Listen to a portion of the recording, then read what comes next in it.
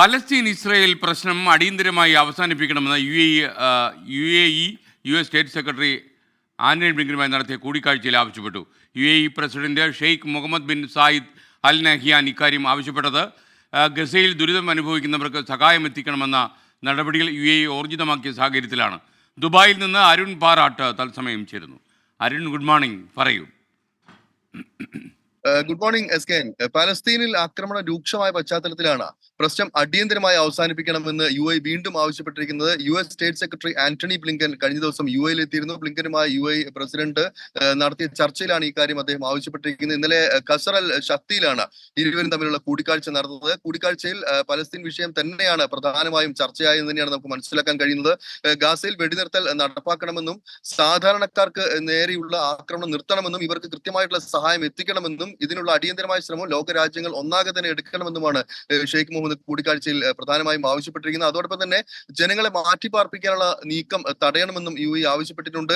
നേരത്തെ കഴിഞ്ഞ ഒക്ടോബറിലും നമുക്കറിയാം ആന്റണി ബ്ലിങ്കൻ അബുദാബിയിൽ എത്തിയിരുന്നു. ഈ കാര്യവുമായി ബന്ധപ്പെട്ട് ഷെയ്ഖ് മുഹമ്മദുമായി ചർച്ച നടത്തുന്ന സാഹചര്യം ഉണ്ടായിരുന്നു. അതിനിടെ എസ് കെ സൂചിപ്പിച്ചതുപോലെ തന്നെ ഗാസയിലെ സംഘർഷത്തിൽ ദുരിതം അനുഭവിക്കുന്ന അവിടെയുള്ള സാധാരണക്കാർക്ക് പലതരത്തിലുള്ള സഹായം എത്തിക്കുന്നത് യു.എ. തുടരുകയാണ്. സംഘർഷത്തിൽ പരിക്കേറ്റ പാലസ്തീൻ സ്വദേശികൾക്ക് മികച്ച ചികിത്സ നൽകാനായി യു.എ. അവിടെ ഒരു ഫീൽഡ് ആശുപത്രി സജ്ജമാക്കിയിട്ടുണ്ട്. ഈ ഫീൽഡ് ആശുപത്രിയിലേക്ക് പുതിയ മെഡിക്കൽ സംഘത്തെയും യു.എ.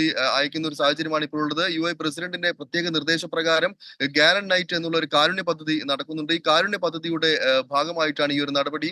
ഈ ഫീൽഡ് ആശുപത്രിയിലേക്ക് ഇവിടെ 5 ബാച്ച് ആരോഗ്യ പ്രവർത്തകരെയാണ് യു.എ. എത്തിച്ചിരിക്കുന്നത്. ഇതോടൊപ്പം ഇവിടെ 43 ആരോഗ്യ പ്രവർത്തകർ ഇവിടെ ജോലി ചെയ്യുന്നുണ്ട്. ആശുപത്രി പ്രവർത്തനം ആരംഭിച്ച് ഇതുവരെ 1000-ലധികം രോഗികൾക്ക് ഇവിടെ ചികിത്സ നൽകിയിട്ടുണ്ട് എന്നാണ് അധികൃതർ വ്യക്തമാക്കിയിരിക്കുന്നത്. 100-ലധികം അടിയന്തര ഓപ്പറേഷനുകളും ഇവിടെ നടന്നിട്ടുണ്ട്. കുട്ടികൾക്കും മുതിർന്നവർക്കുമുള്ള തീവ്രപരിചരണ വിഭാഗം ഉൾപ്പെടെ ഇവിടെ പ്രവർത്തിക്കുന്നുണ്ട്. ഡിസംബർ 2-നാണ് ഈ ഒരു ആശുപത്രിക്ക് തുടക്കം കുറിച്ചത്. അതോടൊപ്പം തന്നെ ഗാസയിലേക്ക് ശുദ്ധജലം എത്തിക്കാനായുള്ള നടപടികളും യു.എ. ഊർജിതമാക്കിയിട്ടുണ്ട്. 3 ശുദ്ധജല പ്ലാന്റുകൾ യു.എ. ഗാസയിൽ സ്ഥാപിക്കുന്നുണ്ട്. ഈജിപ്തിലെ റഫയിലാണ് ഈ ഒരു പ്ലാന്റുകൾ നിർമ്മിച്ചിരിക്കുന്നത്. ഇവിടെ നിന്ന് 3 പ്ലാന്റുകളിൽ നിന്നുള്ള ശുദ്ധജലം എത്തിച്ചു തുടങ്ങിയിട്ടുണ്ട് എന്ന് തന്നെയാണ് നമുക്ക് മനസ്സിലാക്കാൻ കഴിയുന്നത്. ഓരോ പ്ലാന്റിനും 2 ലക്ഷം ഗാലൻ വെള്ളം ശുദ്ധീകരിക്കാനുള്ള ശേഷിയാണുള്ളത്. 3 ലക്ഷത്തോളം ആളുകൾക്ക് ശുദ്ധജലം ഇവിടെ നിന്ന് ലഭ്യമാകും.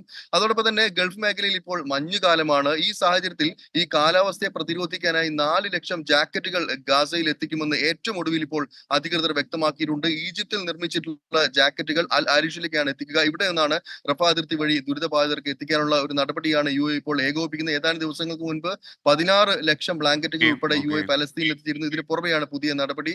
അതോടൊപ്പം തന്നെ മരുന്ന്, ഭക്ഷണം എന്നിവയും യു.എ. എത്തിക്കുന്നു. ഇത്തരത്തിൽ നിരവധി പ്രവർത്തനങ്ങളാണ് ദുരിതം അനുഭവിക്കുന്ന ജനങ്ങൾക്കായി യു.എ. ഇപ്പോൾ ചെയ്യുന്നത്. യു.എ. റെഡ് ക്രോസിന്റെ മേൽനോട്ടത്തിലാണ് പലസ്തീനിലെ ദുരിതാശ്വാസ പ്രവർത്തനങ്ങൾ യു.എ. ഏകോപിപ്പിക്കുന്നത്. S K. Okay, thank you. നമുക്കൊപ്പം ചേർന്നത് അരുൺ പാറാട്ടാണ്, ദുബായിൽ.